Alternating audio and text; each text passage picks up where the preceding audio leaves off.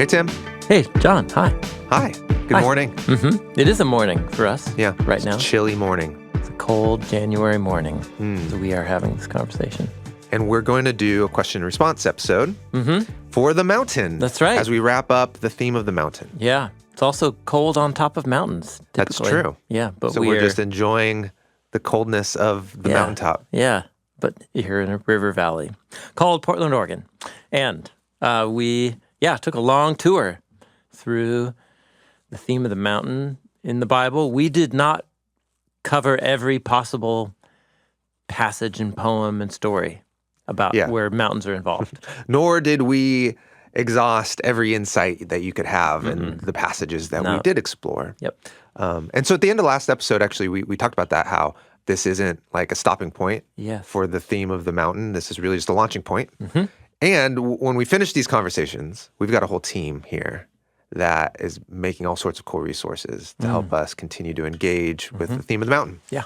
The main thing that we're kind of known for is like a video that summarizes the theme. Right. And that is coming. For us sitting here, it is going to release in a week or so. Yeah. I think by the time you're listening to this, it'll be out. Yes. It's out there. Watch the mountain video. Yes. 3-minute video can kind of help you wrap your mind around the theme of the mountain and maybe the crisis of the mountain. Yeah, that's a good way to put it. Yeah. The crisis caused by going up into the heaven meets earth space. Yeah. Yeah.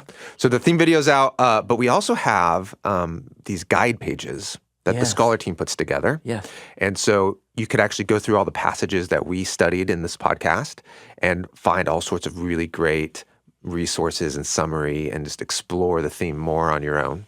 Yep. Also, we have this thing called a group study now. So you can go through these passages with like a group.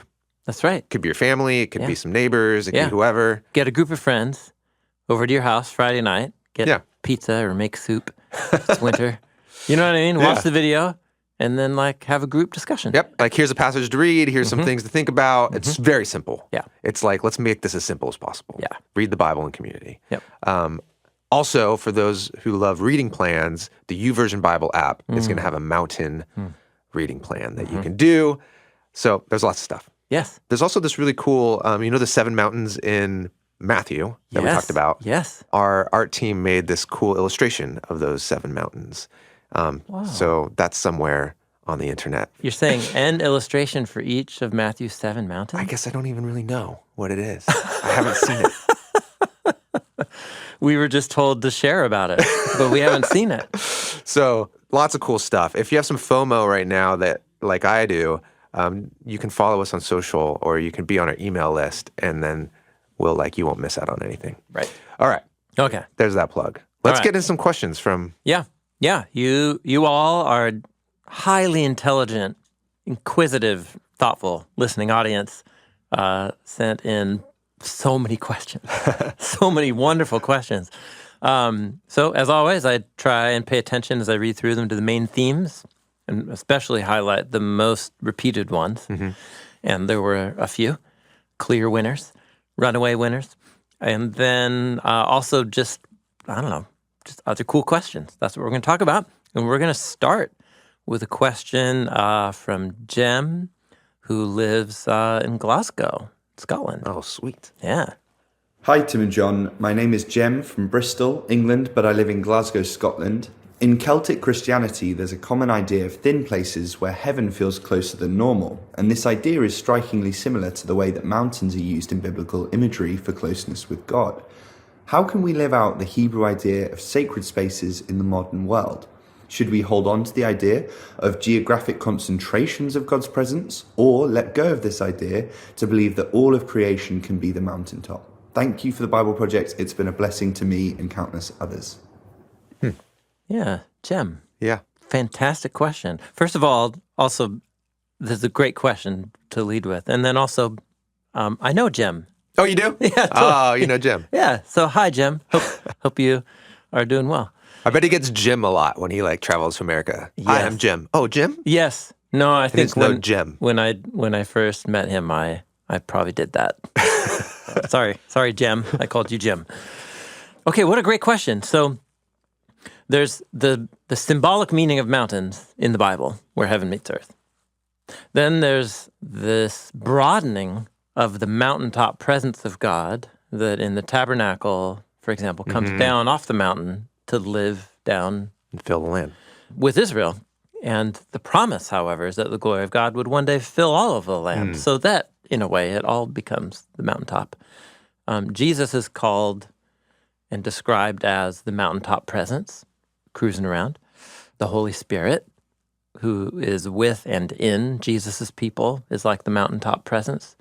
So in what sense are there still meaningful, actual places where God's presence might be? I don't know if you had like a divine presence meter, you know? It's like, I don't know, I'm thinking of a metal detector for some reason. Yeah. And it starts beeping.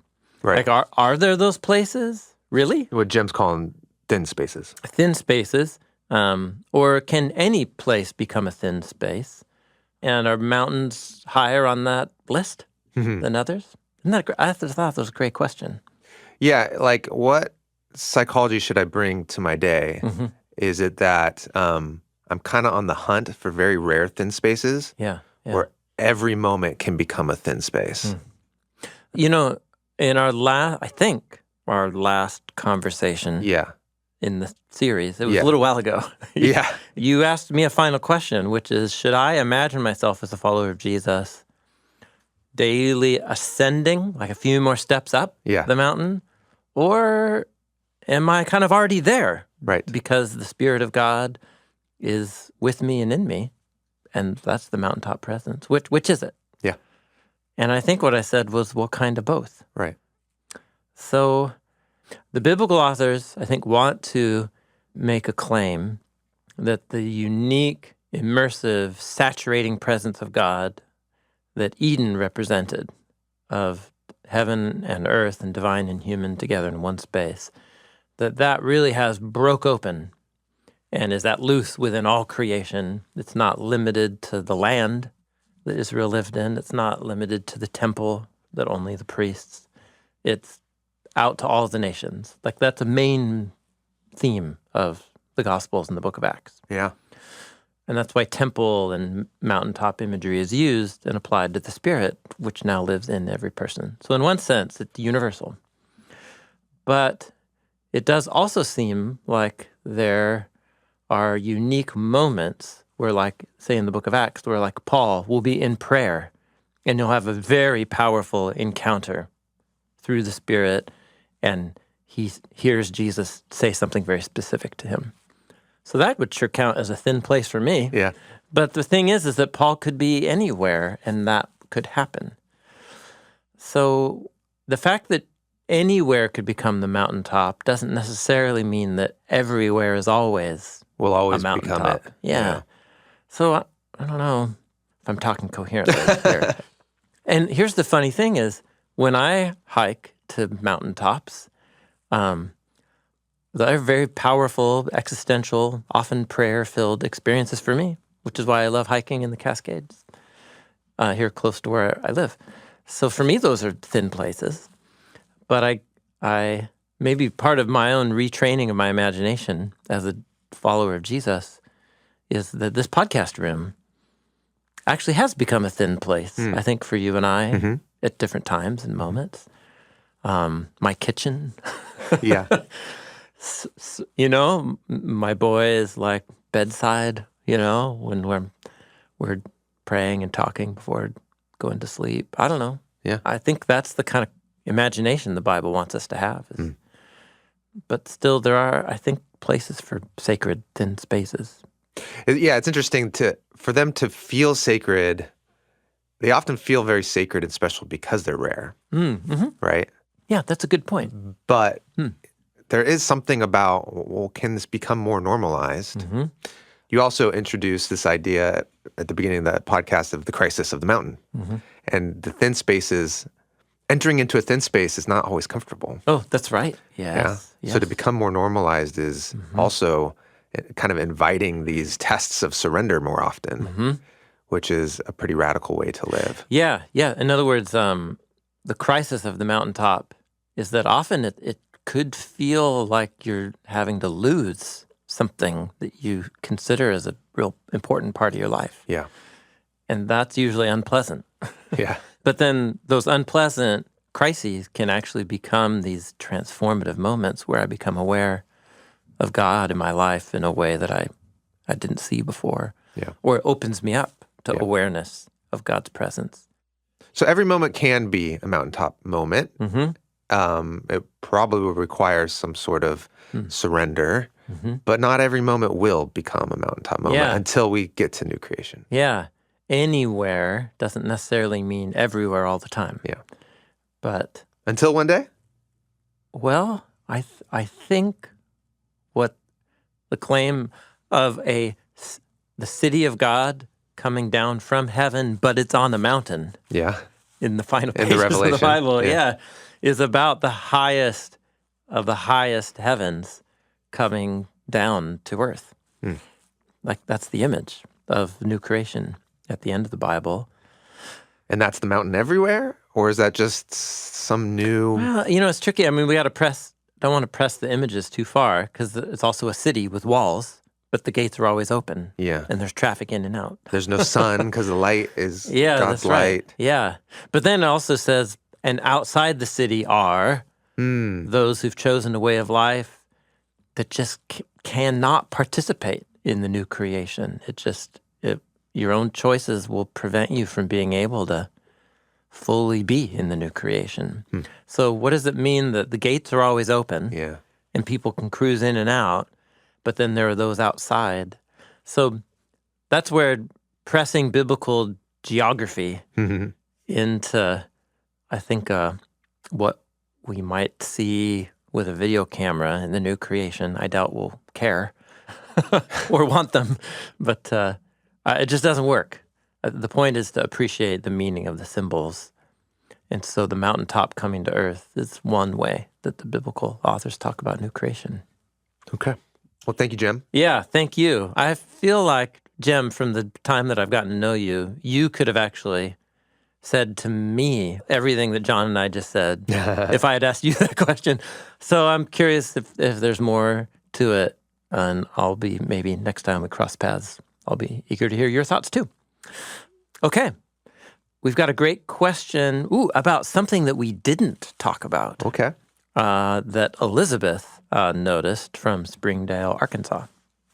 Hello, I'm Elizabeth, and I was really surprised during the episode of Noah and Abraham you didn't talk about the Tower of Babel, since it could be considered a man-made mountain created so men could get closer to God on their own terms. But is there anything in the original biblical text that would support the Tower of Babel being considered a mountain of any sort, like we see with Noah and Abraham and Moses? Thank you. Yeah, it's great. I did have a thought at one point about that, like the false mountain that the Tower of Babel is. Yeah. And we didn't talk about it. Nope. No, it's just there's always too much.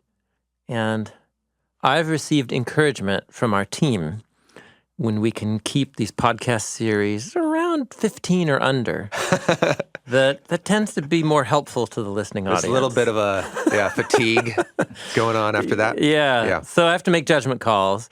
So I think I'll just say, way to go, Elizabeth, gold star. 110%. The Tower of Babel is like a human-made cosmic mountain. In popular modern images, the tower is like what you would imagine, this like skyscraper kind of tower. Yeah, or like the Tower of Pisa or something. Yeah. Just not leaning or something. Yeah.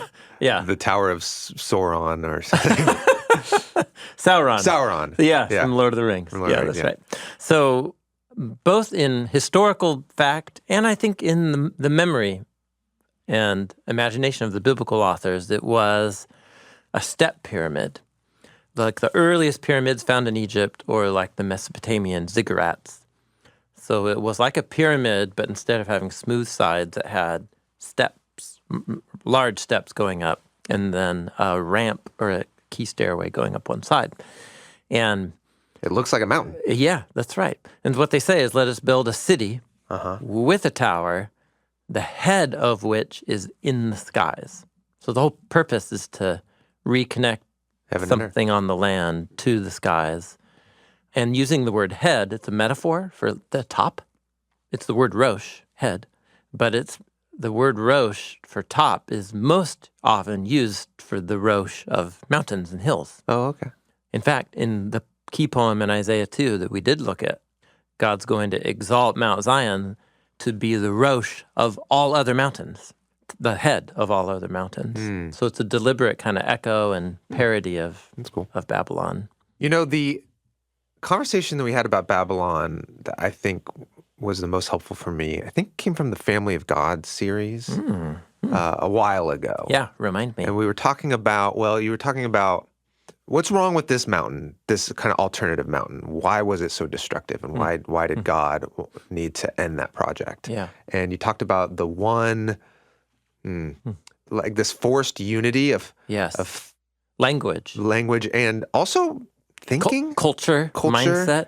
They were of one language, one lip, and one of words. Yeah. It was, what do you say, a monoculture. A monoculture. You have to act and think and be this one way, and that way was one of violence and arrogance and pride. Yeah. But also just didn't. In the Family of God series, we were really talking about the diversity of the Family of God, and it didn't allow for that.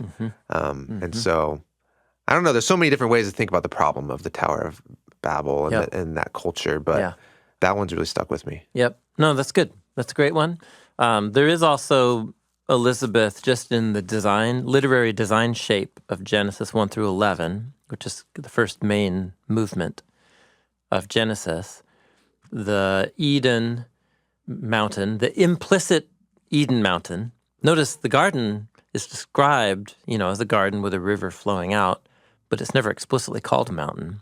Similarly, the tower isn't called a ziggurat or a symbolic mountain, but both of them in the ancient Near Eastern cultural imagination and the fact that they're set up at symmetrical ends about God installing humans as rulers and representatives to be fruitful and multiply and fill the land on the Eden mountain. And then this concentration of power. This concentration of being fruitful and multiplying, but not wanting to spread out and fill the land. Instead, wanting all the land to revolve around this one language and culture. And both of them are implicit mountains. Oh, also, I was just thinking about this recently. There are also two creation narratives that begin Genesis 1 to 11, the 7-day narrative and then the Eden garden narrative. There's also two narratives about the founding of Babylon. There's one in chapter 10 about a guy named Nimrod, who's a descendant of Ham, who builds Babylon as the first of his kingdoms. He builds tons of cities. Yeah, and he's a Gibor. He's like one of the Nephilim. And that's in chapter 10. And then you read chapter 11, which is just another story about the building of Babylon, as if the one in chapter 10 didn't happen. Oh, interesting. So it's very similar, the two creation narratives and how the timing and the sequence of events don't fully sync up easily. But there's two of them. So also with Babylon, there's two stories about the building of this false mountain. And the details of each one don't easily sync up. And it just struck me that that's another way that Eden and Babylon are parallel to each other. Wow. So that's cool. Anyway, way to go, Elizabeth. Great observation. We should have talked about it had we more time. But now we got to. Yeah, there we go. And you noticed it. I mean, what's great about not being comprehensive in our podcast conversations is allows you all listening to go explore more. So cheers to that. Should we do more? Let's do it. Sweet. Okay, we've got another cool question related to Babylon, but other cool stuff. This is a great example of how when I read the observations and connections that people listening to the podcast are making, I just smile deep inside because I'm like, yes, way to go. So Cody, I'm already congratulating you, and we haven't even heard what you have to say. So Cody, from Wilsonville, Oregon, he's a local. down the road. Right. Tell us what you've been thinking about. Hi, Tim and John. Cody Urban from Wilsonville, Oregon here. I've been studying the symbolism of stones versus bricks in the Bible and their connection to sacred spaces versus human pride. Raw, uncut stones seem to represent God's creation and provision, like the altars in Genesis and Exodus, Solomon's temple, or Peter as the rock, and the living stones mentioned in 1 Peter 2. In contrast, bricks like those used at the Tower of Babel or in Pharaoh's projects in Egypt seem to symbolize human effort, control, and rebellion. This ties into the larger biblical theme of cosmic mountains, where natural stones often mark places where heaven meets earth, like Sinai or Zion. Could you explore how the contrast between the stones versus bricks fits into the broader biblical narrative? Thanks for all you do. Wow. Cody. Never thought about this. It's great. Is this something was on your radar? I have thought about it before, yes. Yeah? Yes. I mean, Cody, you said, could you explore how it fits into the broader biblical narrative? But I think that's what you just did. Yeah. Thanks for that. I'll add a couple other, observations or links in the chain. But Cody, I think your finger's on the pulse of it. The idea of something in its natural kind of creation-given state versus what humans like fabricate or manufacture as an imitation is an interesting contrast throughout the biblical story. Is it? Yes, with brick and stone in particular. So you quickly gave a survey. So all the altars that the patriarchs build in Genesis, is like Abraham's cruising around, he builds an altar. If we're ever told what they build it of, like Jacob, it's stones. They just pile up stones. So it's actually kind of back to Jem's question, which is using the natural materials of the world as God has placed them there, so to speak, can become a heaven on earth place to build these altars, for example. And then in Exodus, after the Israelites are at Mount Sinai, the first instructions to the Israelites are, hey, when you're cruising around the land and you want to give thanks to God, and you want to build an altar, that's cool. But just use piled up stones or a mound of dirt. Don't wield any kind of chisel or carving blade. This is to keep you away from making idols, probably, right? No. Well, maybe. But the point is that keep it natural. The altars, now keep it natural. And then the one altar that really is like shaped and manufactured is the tabernacle's altar, the one in the courtyard. But that is corresponding to a heavenly blueprint. So there is something about the raw, uncut materials that mountains represent. Now, is this in particular around finding the sacred space versus just in general? Is this some wisdom about, stay away from artificial things? Like, is this more about like when I'm seeking a thin space, that connection with God? Yeah. Don't, keep it natural. Keep it natural, but why? What's underneath that? So what bricks were and still are. I'm trying to look out a window. But I know there's actually a brick planter box at the foot of the building that we're sitting in, big one. But it's a brick wall down bricks are a way of imitating stone, but in a much more controlled way that makes it efficient. And it's very clearly human devised and made. Yeah, but for efficiency. That's really interesting. Efficiency, technology, which these are conversations we've had for many years. But there's something about not just the technology itself, but it's what it does to the human mind. When you begin to build the world, the straight lines of it's entirely human-made. You forget that humans are not actually that powerful or the center of the universe. But we trick ourselves into thinking that we are. Yeah. We force all the stones to have 90-degree angles and straight lines. Yeah, there's no right angles in nature, so to speak, except in like mineral deposits. I love that you know the exception to that. Well, no, have you ever seen like volcanic stones or basalt columns before? They grow in these hexagon shaped, perfect hexagons. Yeah. And that's a crystal structure or something. That's amazing. Not a right angle, but it's definitely an angle. Almost, yeah, almost. Anyway, point is probably ancient people were more aware of that psychological game that we play. That when we fabricate things, our environment, then we risk thinking that we're God. We're pretty awesome. That we are the creator. Yeah. Yeah. So I for sure think the biblical authors are exploring that important reframe of our mindset. And it's about remembering who is the real creator. It's not Babylon or Pharaoh. It's God. And what God loves to work with is with raw materials as he finds them, so to speak. So this image of the raw stones, the temple was made of a lot of these whole stones, as much as Solomon could find. And he does hew them, but he also uses uncut stones. That's really interesting little detail. So what I love is your observation about human stones, like Peter. Oh, yeah. Living stones. I haven't thought of that in this connection. So there's definitely more. How messy is it to build stuff with living stones? Totally. Oh, man. However, my family, we got a really special opportunity to go to the UK last summer and to go to a national park there in, I guess, northern UK, central, the Lakes District National Park.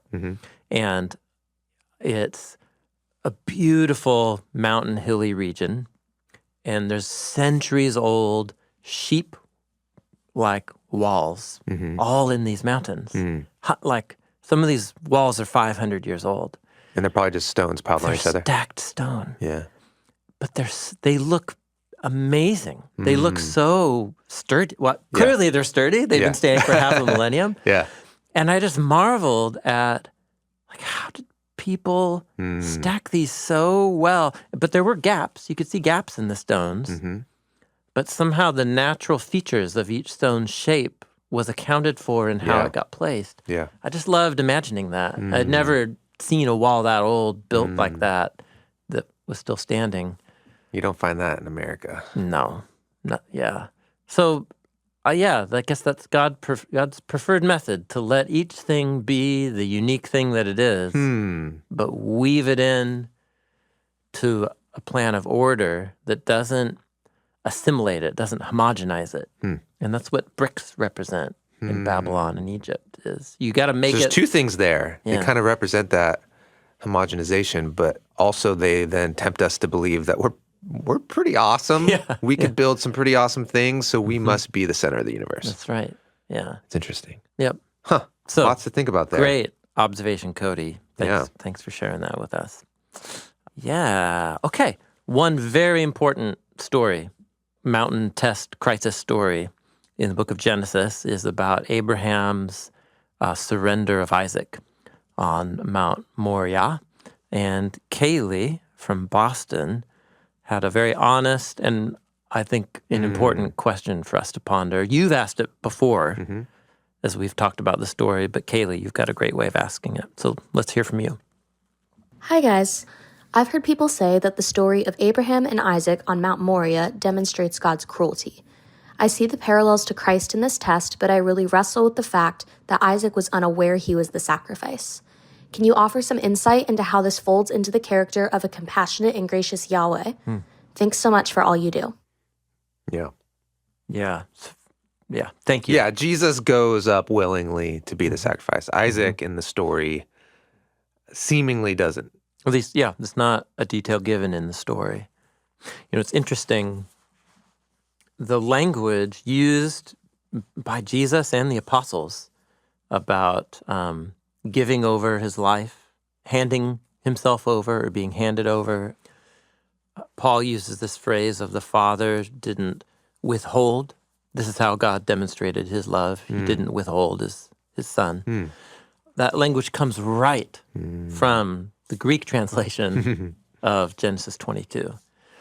So Jesus and the apostles didn't hesitate to borrow the language of Abraham surrendering Isaac and use that as the language of the Father sending the Son to die on behalf of the many so that the blessing go out to the many. So maybe that's one way. Kaylee, you're saying you can see those parallels, and I'm just kind of filling in to saying Jesus and the apostles explicitly drew those parallels. So then I want to ask the question, what did Jesus see displayed about God's character? Or what did Paul see about God's character in that story if they didn't hesitate to use it? Does that make sense? Yeah. So that's been at least a way that I've tried to move towards it. There's something that Jesus sees here that I want to see too, that at least might help me think about it from one angle. It's not the only angle, but that's one way that's been helpful for me. Well, what did Jesus think about the character of God? Oh man, read the Sermon on the Mount, just like endlessly generous, giving rain to the righteous and the wicked, but also holding Israel accountable for its another repetition of like covenant failure and violating the covenant. So when he announces the downfall of Jerusalem, he's speaking like Jeremiah or Ezekiel, saying like, hey, Israel, we signed up for the covenant, we've broken it again, and we're going to be handed over to the destructive consequences of our choices. And by God, God's going to do that. So Jesus also had that view of God's character, that God will hold his people accountable. But that didn't make him question whether God's ultimate purposes or core character was good. Yeah. Which is, I think, that is rooted in the themes and the melodies of the Genesis scroll itself. The author of Hebrews also saw another little detail there, that when Abraham, he brings this up in Hebrews chapter 11, when Abraham says to his servants, the boy and I will go and we will worship and we will return. That reveals something about Abraham's mindset. Yeah. Namely, that he trusts he and his son are going to walk down this mountain together. Yeah. It's this little detail that makes you think, oh, Abraham didn't expect God to actually take his son. Yeah. So that speaks to Abraham's mindset. But Kaylee, your question is even more specific. Yeah. You're asking about Isaac's mindset. Yeah. And you're right. Because isn't there a detail where Isaac's like, well, hey, we got the wood, we got the wood and the fire. We got the fire. Like, where's the lamb? Yeah. It's like he's trying to piece it together. Like, what's going on here? Exactly right. So I think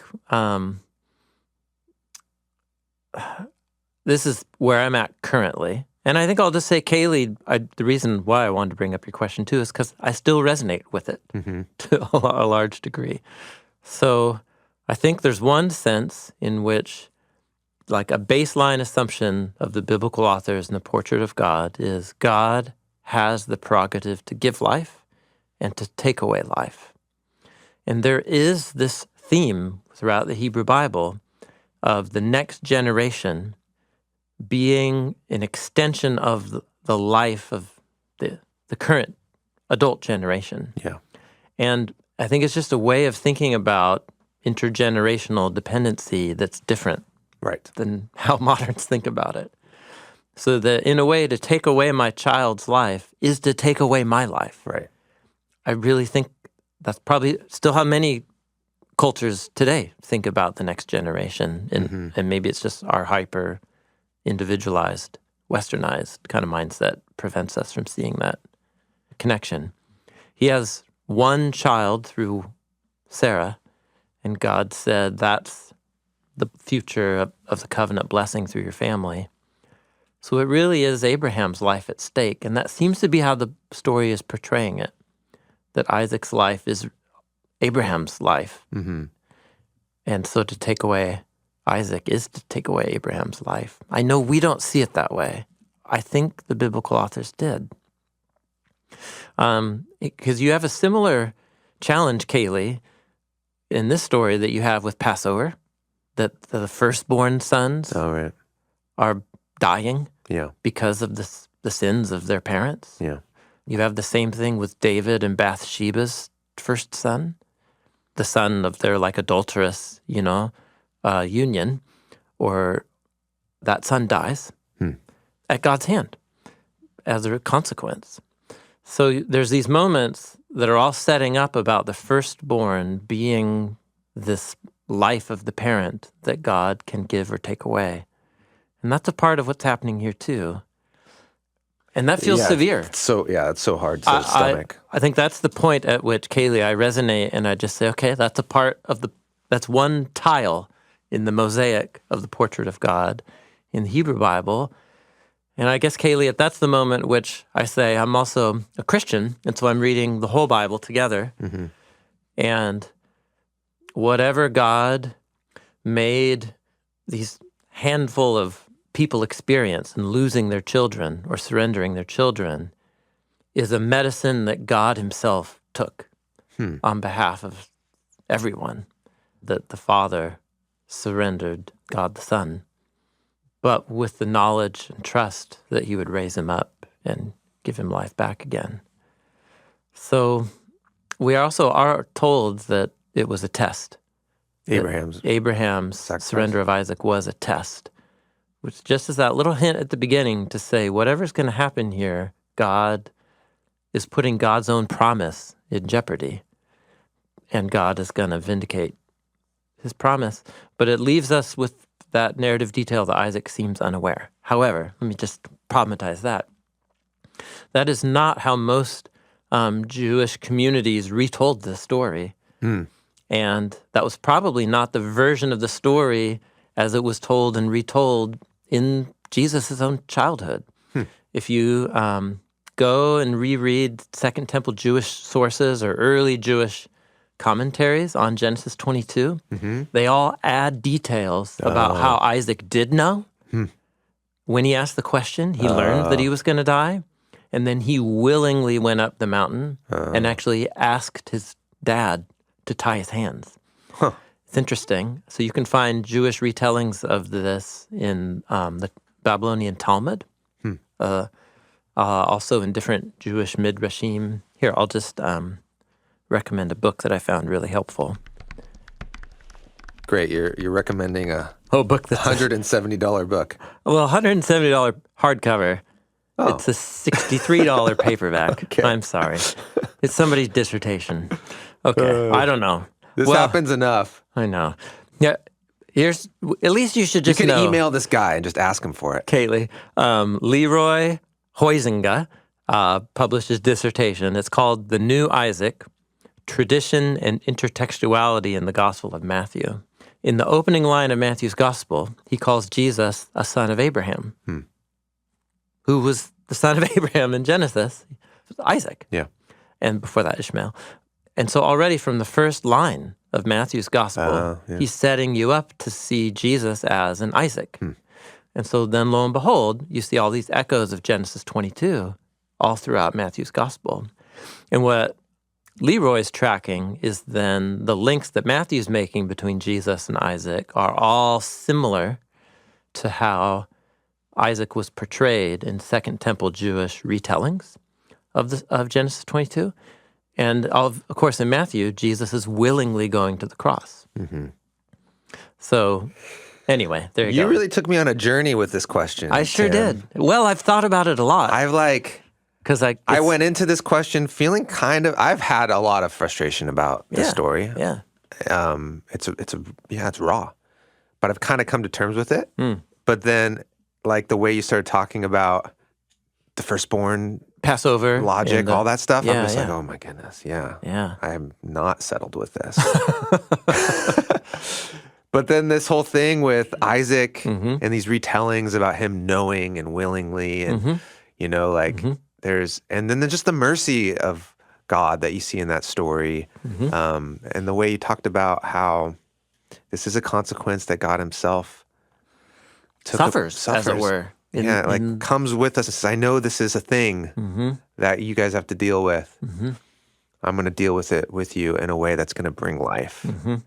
And then resurrection's obviously a part of this whole thing in the New Testament, which is there's hope after death. Yeah, man. Wow. Well, thank you. Yeah, thank you, Kaylee. I mean, I still have feelings about this question, and I think I will until I guess I can talk with Jesus about it. But those are at least some thoughts I've had along the journey, Kaylee. So thanks for asking. Okay. We have time for another. Yeah, great. Ooh, one story, mountaintop story that we talked about were Elijah's twin mountaintop experiences. Yeah, so good. In 1 Kings 18 and 19. Both of them pretty well known. Mm-hmm. The showdown with the prophets of Baal, fire on the mountain. Fire on the mountain. And that's a victory story in terms of Elijah's role in the story, turning Israel back to Yahweh. And then the queen of Israel at that time, Jezebel, sends a assassination threat, death threat, to Elijah through a messenger. And spins him out. He just spins out. Yeah. And he goes back to Moses' Mount Sinai and complains. He complains. He accuses Israel of being unfaithful, which is kind of true, but also that there's no one in Israel who's been faithful. That he's the only one faithful when we know that's not. So it's kind of like he's lost. And then he's like, just take me, God. Just take my life. So, Elijah, you have a question that was repeated by so many people, but you have a great way of putting it. That's both helpful in understanding how that story works, Elijah on Mount Sinai, but it also raises some problems then with Elijah's afterlife, so to speak, of his reputation elsewhere in the Bible. So Elijah was... So this is a question from Elijah. Yes. About Elijah. Yeah, and also that. Okay. Also that. Hi, Tim and John. I still have trouble understanding Elijah's legacy after his failure on the mountain. I learned the mountain story as God gently restoring and recommissioning him to serve faithfully until taking him up, not replacing him for his failure. Can you explain why he's still treated like the goat of prophets? No bias. The goat. Thanks. No bias. No bias. He's just your name. Oh yeah, because his namesake. Yeah. He's the goat. Yeah. Greatest of all time. Right. For those of us who don't know the goat reference. I remember the first time I saw GOAT in all capital letters talking about somebody, and I was like, well, I don't get it. What does that mean? I just know our demographic really spans the generations. So let's not take that for granted. I don't at all. So I love it. And I do remember bringing this up in our conversation. Yeah. And I think what you said... Yeah, what did I say? You know what you said? You've had this phrase that you come back to is, it seems like God will treat us on our best of days. Oh, God relates to us the version of us that was our best day. Yeah, because you can think of like King David the same way. It's like King David, the man after God's own heart, and yes, and then it's like, well, do you remember how that story ends? Like he kind of spins out as well. Yeah, that's great. Yes. Solomon, the wisest man that ever lived, and you're like, okay, but that guy kind of spins out too. Yeah, how are we? That's great. Like. Yeah, in other words, you could ask the same question of almost all the biblical characters. Abraham. Yeah, Abraham. Moses. Yes. Yeah. Jacob, certainly. How did these guys become the hero of the faith? And then, you get to like a Hebrews, 11, where like it really celebrates them. Yeah, that's right. And their faith. Yeah, and what it is celebrating is the choices that they made on their one or two good days. On their best days, Yeah, on their best day. So... maybe part of this, Elijah, is just coming to terms with the realistic, even you could say often pessimistic, portrait of human nature in the Hebrew Bible. And the biblical authors have no qualms. In fact, it's really important to them to highlight the flaws of all these human characters alongside their best day. And I think that's what we're seeing with Elijah here. It's really important. This is not the last story. The Sinai failure is not his last story. Okay. So it ends making you think that it's like that because what God says is go anoint 3 people who are going to carry forward the work. Yeah. Find your replacements. Yep. But then in the very next story, there's a battle of 2 kings, and Elijah is called into action, and he speaks for God in that story. And then he continues to do so in a number of stories that happen until finally you get his parting of ways with Elisha, his protege, and he's taken up into heaven in chariot of fire. Yeah. It's a great way to go. Which is a pretty awesome way to go. He's like Enoch. Mm-hmm. He is taken and does not die. Yeah. So I guess what's remarkable there is that God doesn't take his failure at Sinai. And then write him off. Yeah, it doesn't write him off.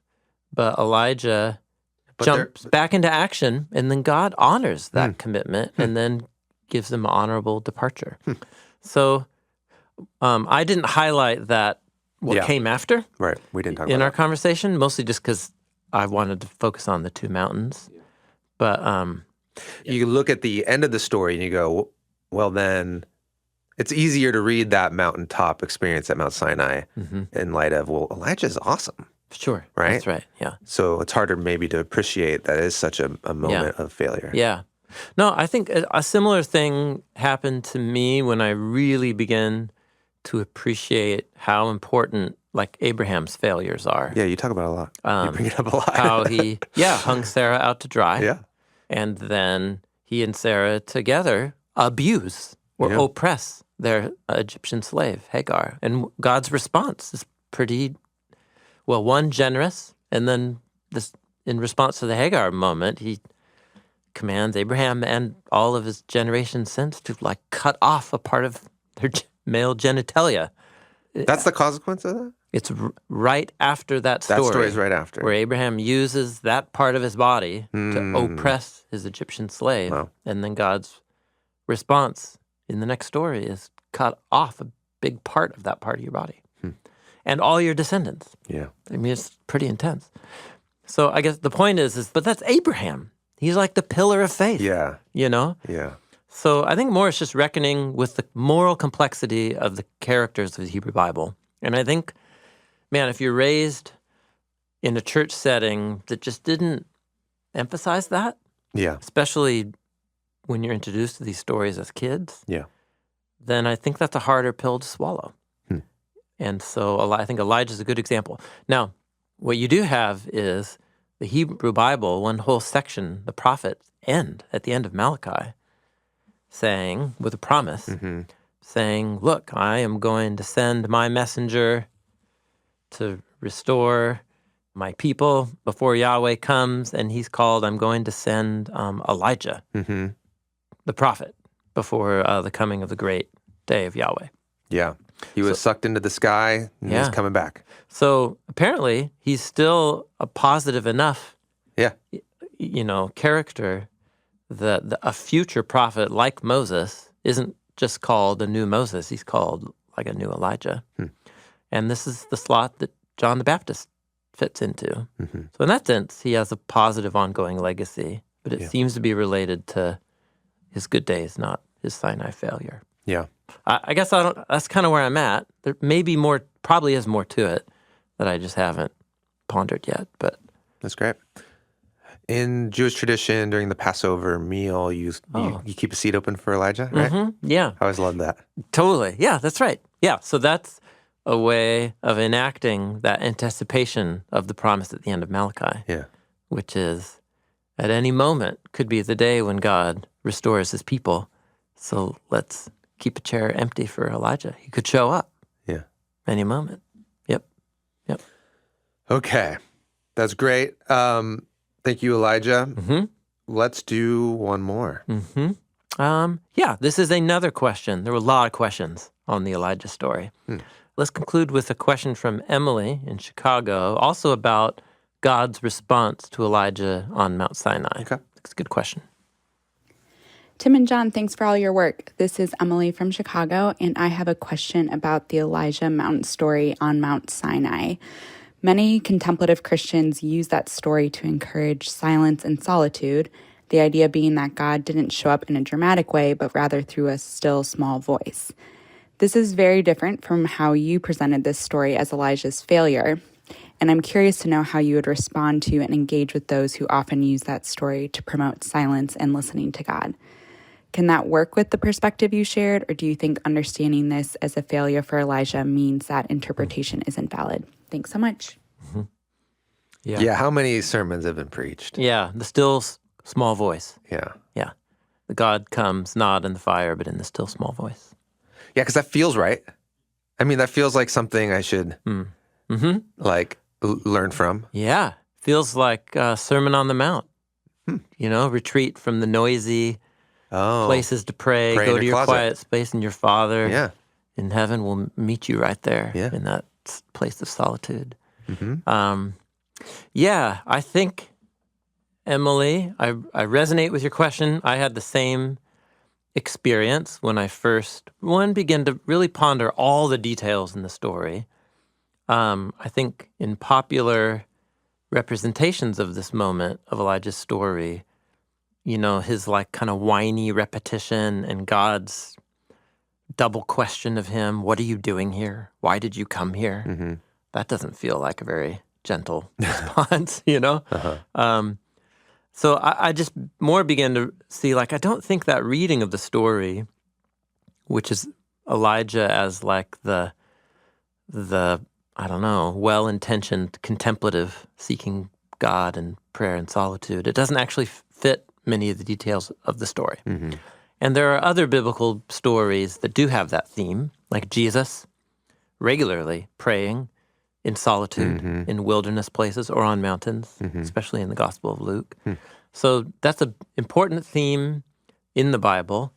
And I guess I just came to a place where I said, I don't think that this story is the place I should go for that. This story is trying to do something else. It doesn't feel like you, would you actively correct someone? Actively correct? Yeah, I mean, if someone came and said, man, I love this about this story. It just came out in conversation. And you weren't studying it with them. It's just like that. I don't think you'd be like, oh, you're wrong about that. Oh, no, I wouldn't do that. Yeah. No. But if they asked me what I thought, I would say, I have a different take. Yeah. That I think actually better accounts for the details in the story and the hyperlinks. And every time I've ever heard this chapter of the Bible taught in a church, it's been an interpretation that I don't think is but whatever, that's fine. I don't know. I've given plenty of teachings in my own life that other people have that feeling, and that's okay. But we're all on a journey like that with our understanding of Scripture. And if I'm not the one in charge of teaching or leading the group to talk about the story, then I don't know, it's not really my place to do so. So here's what's interesting, is that this story is playing on the motif of the wilderness or the mountain as the place where you meet with God. Yeah. But it's inverting and tweaking all of your expectations. God does show up in fire. Yeah. And you mean the first mountain? No, right here in the Elijah story. He shows up in fire and wind and earthquake. But God wasn't there. But then it says, but God wasn't in the fire. So everything about this is replaying Mount Sinai and then saying, but it's the opposite. And then what Elijah does on Mount Sinai is also the opposite of what Moses does. Yeah. He's the anti-intercessor. Yes. So another clue for this for me of this kind of more negative critique of Elijah in the story is actually all of the hyperlinks to this story in the book of Jonah. Yeah, Jonah is definitely the anti-intercessor. After his successful sermon in Nineveh. 40 days and you'll be overturned. Yes. Just like after Elijah's successful work on Mount Successful Carmel. in that Nineveh repented. Successful in that Nineveh repented. Successful that in Elijah's day, Israel repented back to God. Yeah. And then in this bizarre way, both prophets go out into the wilderness in despair. On a hill. And it's like lose touch with reality. Both prophets asked to die 2 times. And God repeats the same identical question 2 times. So God asked Jonah 2 times, why are you angry? And God asked Elijah 2 times, why are you here? And in both, so there's actually lots of parallels and lots of hyperlinks. And what that represents is it tells you the way the author of Jonah read and understood this moment in the Elijah story was as a failure, a failure to truly hear God. And so God coming in the still small voice, and that phrase, kol demama daka, in Hebrew, doesn't mean still small voice. It means the sound of a thin silence. It's about missing the point. It's about he didn't hear anything. The silence was what he heard, and it was a deafening silence because of his failure to intercede for the people. Okay, so tie it back into the mountain theme one more time. Yeah. On the mountain, you can surrender what you think is life. You can find this kind of union with God. Yeah. The blessing can flow out from that to the world. It's this thin, sacred space. Yeah. Why the story of going up, everything inverted? You think you're going to the mountain. Oh, I see. Yeah. What's... I think it's similar to Moses' failure in the wilderness, where after all of his successful intercessions, even surrendering his own life, like in the golden calf story, but even Moses has his own failure moment, and it disqualifies him from going into the land. And that's a part of the messianic forward pointing momentum of the Hebrew Bible. And so it's another thing of Elijah's pretty great. Yeah. But even he blew it. Yeah. But man, even though he blew it, God was still faithful to him, which is Elijah's story after the Mount Sinai failure. And whoever it is we're looking for to come be like the image of God, new king, new prophet, it's going to need to be like a Moses, like an Elijah, like a David, like they were on their best days, not their worst. Yeah. I think that's how Elijah's failure kind of works into the story. Yeah. But it's not the last word on Elijah, but it is his equivalent to like David and Bathsheba or to Moses's striking the rock in the wilderness. So messianic, it's pointing us towards this. The failure the of these anointed one. heroes and heroines in the Hebrew Bible is a part of it, pointing forward to the need for somebody who will not fail. Yeah. Ultimately not fail. Yeah. Not just have a good day, but like fully. Yeah. Have a good day every day. Have a good day every day.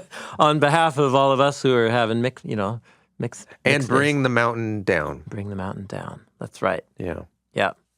Yeah. So in that sense, Elijah is both a positive and a negative kind of portrait. And there you go. And Jesus drew on it happily multiple times to talk about John and who he was.